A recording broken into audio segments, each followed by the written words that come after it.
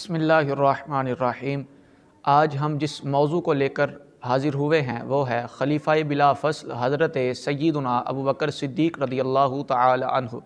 हम कुछ इस हवाले से गुफ्तगू करेंगे कि जिस तरह मुखालिफिन इस महीने के जाते ही यानी कि हज़रत सय्यदुना सिद्दीक़ अकबर रज़ियल्लाहु तआला अन्हु से बुग़्ज़ रखने वाले जब अगला महीना आता है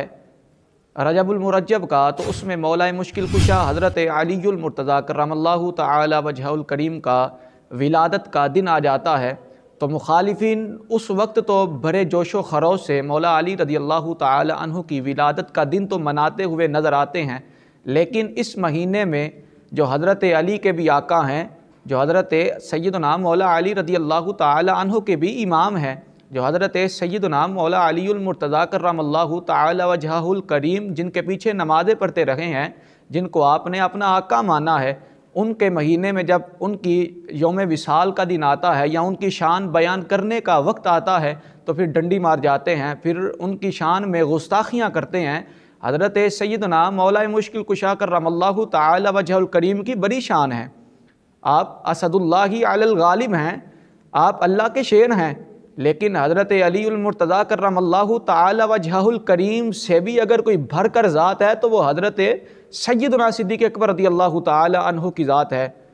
आज जब हम सय्यदना सिद्दीक़ अकबर रज़ियल्लाहु तआला अन्हु के बारे में सुनते हैं तो हमारा जो सीना है वो खुशी से जोश मारता है, क्योंकि हज़रत सय्यदना सिद्दीक़ अकबर रज़ियल्लाहु तआला अन्हु को अल्लाह ने मुकाम ही बड़ा अता फ़रमाया हुआ है। क्योंकि अगर सय्यदना अलीउल मुर्तज़ा करमल्लाहु तआला वजहुल करीम की बात करें तो उनका चौथा नंबर आता है, लेकिन अगर खलीफ़ाए बिला फ़स्ल हज़रत सय्यदना अबू बकर सिद्दीक़ रज़ियल्लाहु तआला अन्हु की बात करते हैं, आप जहाँ जहाँ देखते हैं हज़रत सिद्दीक़ अकबर का पहला नज़र आता है। आप जहाँ जहाँ देखेंगे सिद्दीक़ को पहले नंबर पर पाएंगे। आप अगर शान की बात देखेंगे, कुरान इस बारे में भी ऐलान फरमाता है, इज़ हुमा फ़िल गार इज़ यक़ूलु लिसाहिबिही, यानी कि कुरान भी हज़रत सय्यदना सिद्दीक़ अकबर रज़ियल्लाहु तआला अन्हु की अफजलियत की गवाहियाँ देता है। और मौलाए मुश्किल कुशा करमल्लाहु तआला वजहुल करीम से पूछा गया, हज़रत अली बताइए तो सही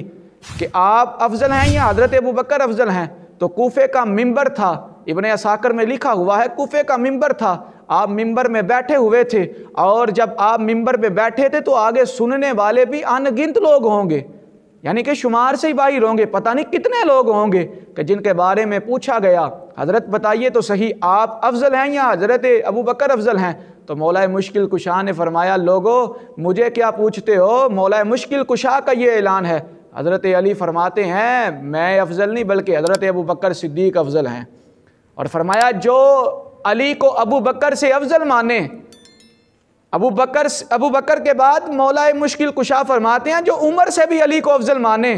तो मैं अली उसको 80 कोरे मारूंगा। तो मैं यहाँ एक काबिल तवज्जो बात कहना चाहूँगा, हज़रत अली की पावर ताकत वो ताकत है कि अगर एक हाथ उठाते हैं तो खैबर का दरवाज़ा उठा देते हैं, और वो खैबर का दरवाज़ा कि जिसको बाद में 40 या 80 लोग भी उठाना चाहें तो नहीं उठता है, हज़रत अली तो एक हाथ से खैबर का दरवाज़ा उखाड़ देते हैं। तो एक हाथ से जो खैबर का दरवाज़ा उठाने की ताकत रखता है, तो बताएं जिसको अली 80 कोरे मारेंगे उसके पल्ले क्या रहना है। तो बिला शक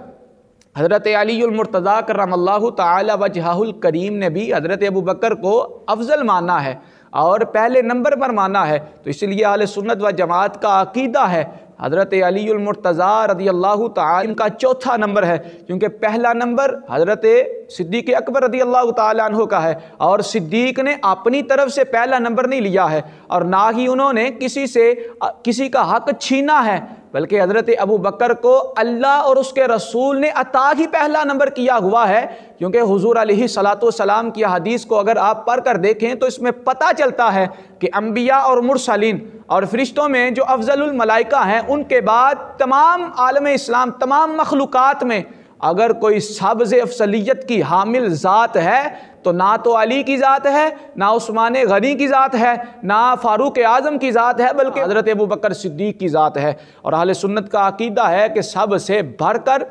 जो ज़ात है, सबसे पहला नंबर जिस शख्सियत का है वो हज़रत सिद्दीक़ अकबर रज़ी अल्लाह ताला अन्हु का है। और इनके बाद हज़रत फ़ारूक आज़म का नंबर आता है, उनके बाद हज़रत उस्मान गनी का नंबर आता है, उनके बाद हज़रत मौला मुश्किल कुशा करमल्लाहु ताला वजहुल करीम का नंबर आता है, फिर उनके बाद दीगर सहाबाए कराम का नंबर आता है। आज कुछ राफजी किस्म के लोग हम पर एतराज़ करते हैं, नहीं जी मौला अली करमल्लाहु ताला वजह, बल्कि यहाँ तक कहते हैं नाउज़ुबिल्लाहि मिन ज़ालिका नकले कुफ़र नबाशित, वो तो यहाँ तक कहते हैं कि वही हुज़ूर अलैहिस्सलातु वस्सलाम के पास नहीं आनी थी, बल्कि जिब्राइल से गलती हो गई है। वही तो आनी थी मौला मुश्किल कुशा के पास, गलती से